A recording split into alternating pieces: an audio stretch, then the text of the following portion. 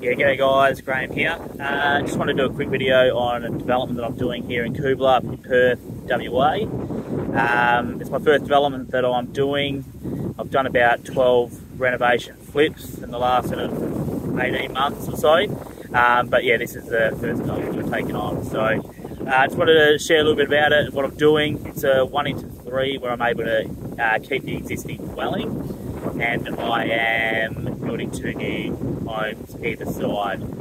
The block itself is 876 square metres. It's zoned R60, which is pretty high density.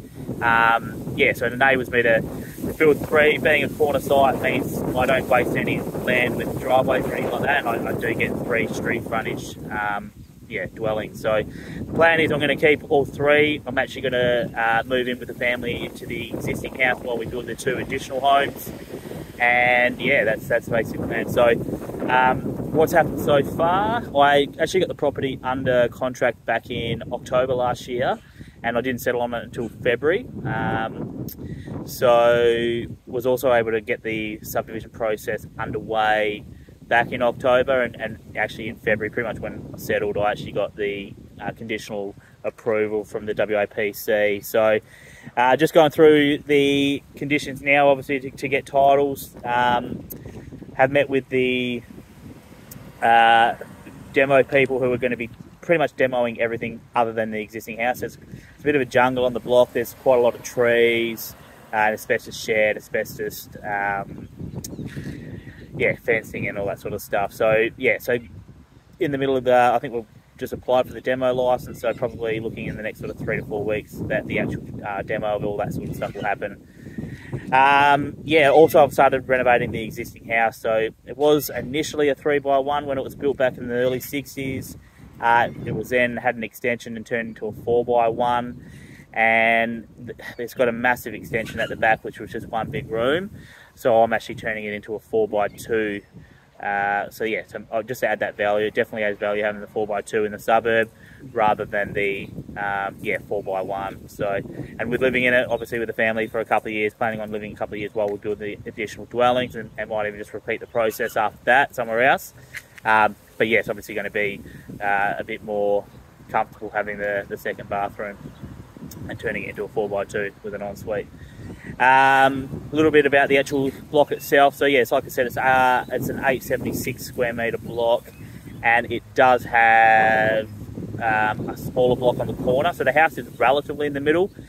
So I get a 305 square metre block on one side and a 204 square metre block on the other side. So a lot of people wonder how you can fit a house on a 204 square metre block, but you can, and I've already got my designs done, both 3x2s, and I have selected a builder. I used to work in the new homes industry, so I did for a long time, and used to specialise in building smaller homes, such as 3x2s and so on subdivided smaller blocks. So yeah, so straight away I knew what could be done on it. Yeah, and the design has actually come out really well. So obviously with the high zoning, you can build on the boundary and that sort of stuff, and obviously that's how you can fit more in. So still going to be about just over 100 square metres of living, maybe even 110 I think it is, on that 204 square metre block, and I'll still get a double garage as well. So on that smaller block, yeah, and that will be the one on the corner that will have the garage facing the secondary street.